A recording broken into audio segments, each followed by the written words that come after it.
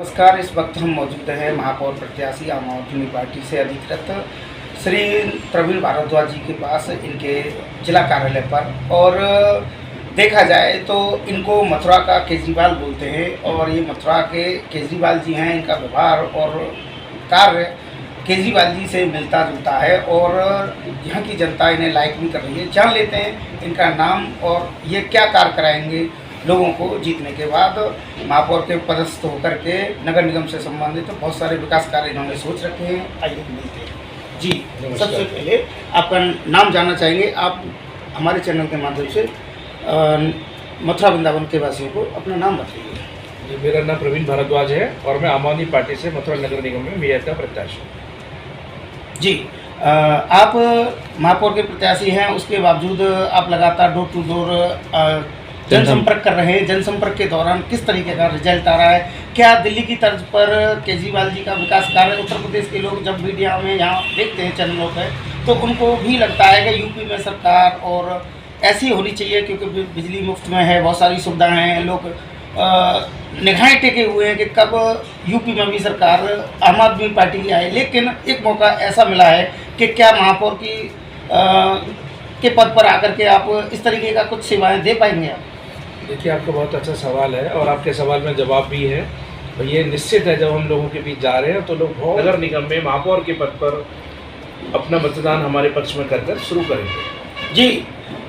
मेरा आखिरी सवाल है और बहुत स्पष्ट सवाल है।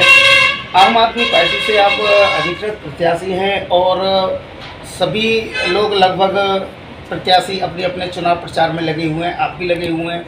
और देखा जाए तो मथुरा वृंदावन में विकास जो पहले हुए हैं अन्य पार्टियों द्वारा कराए गए, अन्य पार्टियों के प्रत्याशियों द्वारा जीत करके जो रहे हैं उन्होंने कराए गए हैं, उनके बावजूद भी जो कमियां दिखी आपको, क्या क्या दिखी, वो आप पूर्ण कराएंगे? देखिए, एक तो जब मैं घूम रहा हूँ और मैं अभी से नहीं, क्योंकि मैं मथुरा नगर निगम का आम आदमी पार्टी का प्रभारी भी था, तो पिछले 3 महीने से घूम रहा हूँ। एक तो ये विकास में बहुत असमानता है।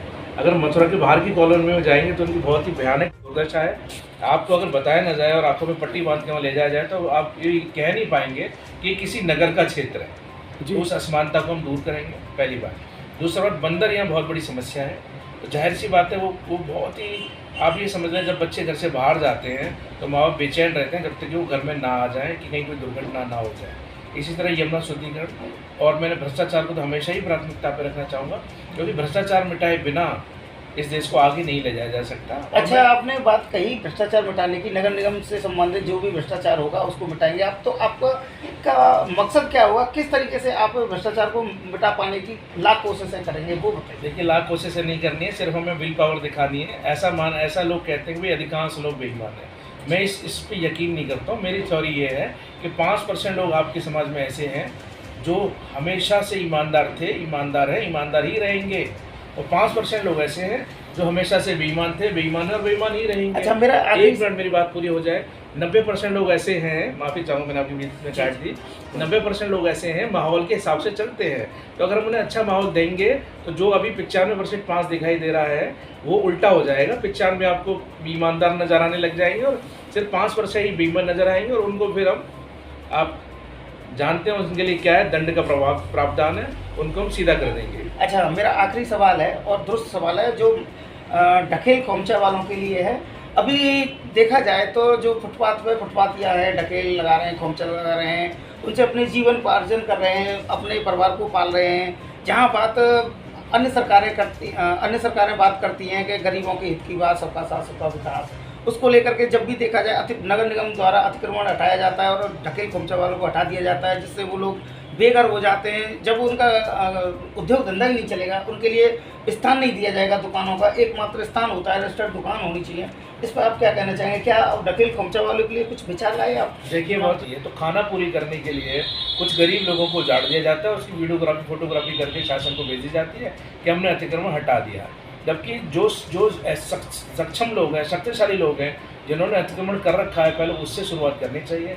अगर हम उनका अतिक्रमण नहीं हटा पाएंगे तो हमें गरीब लोगों को तंग करने का कोई अधिकार नहीं है। दूसरी बात, देखिए, जो व्यवस्था बनाई जाती है वो सबसे कमज़ोर आदमी को सहारा देने के लिए बनाई जाती है, जबकि ये व्यवस्था सबसे शक्तिशाली के लिए बनी हुई प्रतीत होती है।